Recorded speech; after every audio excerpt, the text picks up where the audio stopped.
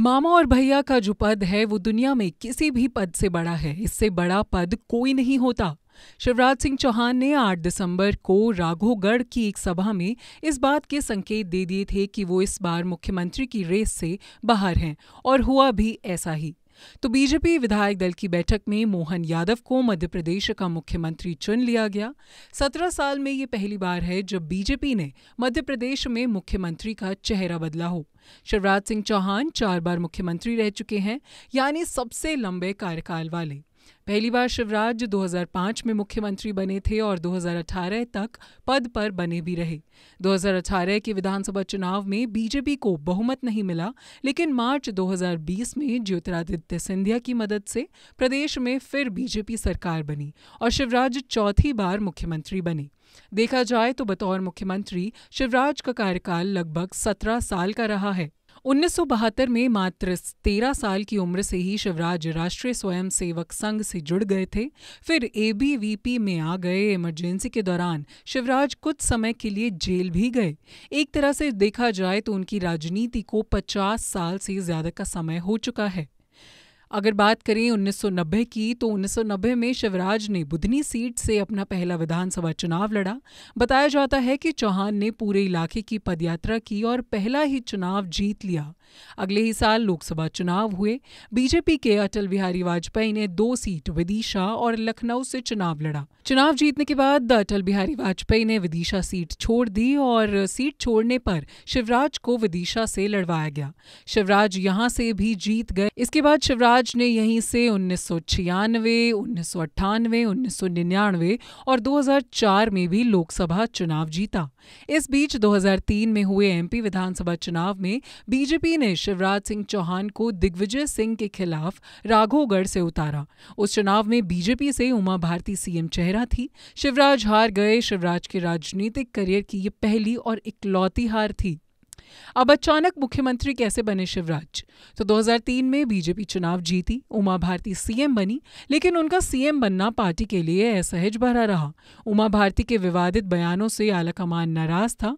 इसी कारण 8 महीने में ही उन्हें मुख्यमंत्री पद से इस्तीफा देना पड़ा था।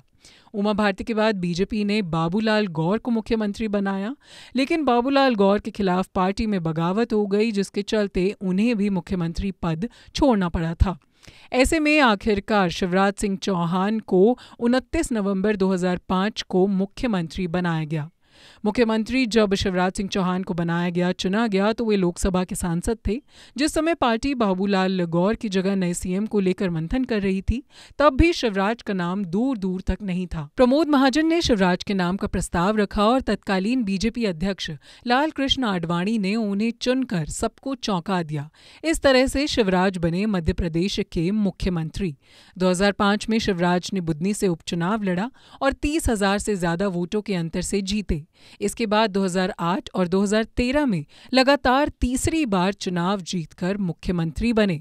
2018 के विधानसभा चुनाव में बीजेपी बहुमत से दूर रह गई। शिवराज ने मुख्यमंत्री पद से इस्तीफा दे दिया और कांग्रेस की सरकार बनी और कमलनाथ सीएम बन गए। लेकिन कमलनाथ की सरकार को अभी 15 महीने भी नहीं हुए थे और बगावत हो गई। ज्योतिरादित्य सिंधिया बागी हो गए, उन्हें कांग्रेस छोड़नी पड़ी। साथ ही उनके समर्थक विधायक भी कांग्रेस छोड़कर बीजेपी में वापस आ गए। ऐसे में सिंधिया और उनके समर्थक विधायकों के बीजेपी में आने से कमलनाथ सरकार गिर गई और 23 मार्च 2020 को शिवराज सिंह चौहान ने चौथी बार मुख्यमंत्री पद की शपथ ली। तो शिवराज सिंह चौहान मध्य प्रदेश के सबसे लंबे कार्यकाल वाले मुख्यमंत्री हैं।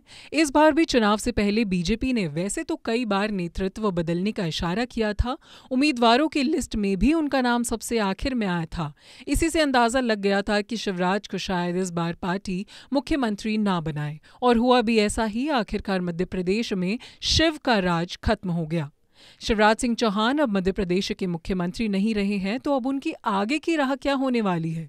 2 रास्ते हैं। हो सकता है कि शिवराज केंद्र में जाएं या फिर प्रदेश में रहकर ही पार्टी को मजबूत करें।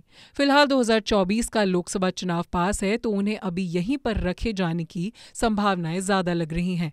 इसका संकेत खुद शिवराज भी देते आए हैं। शिवराज सिंह चौहान बताते हैं कि अब उनका मकसद लोकसभा की सभी 29 सीटें बीजेपी को जिताना है।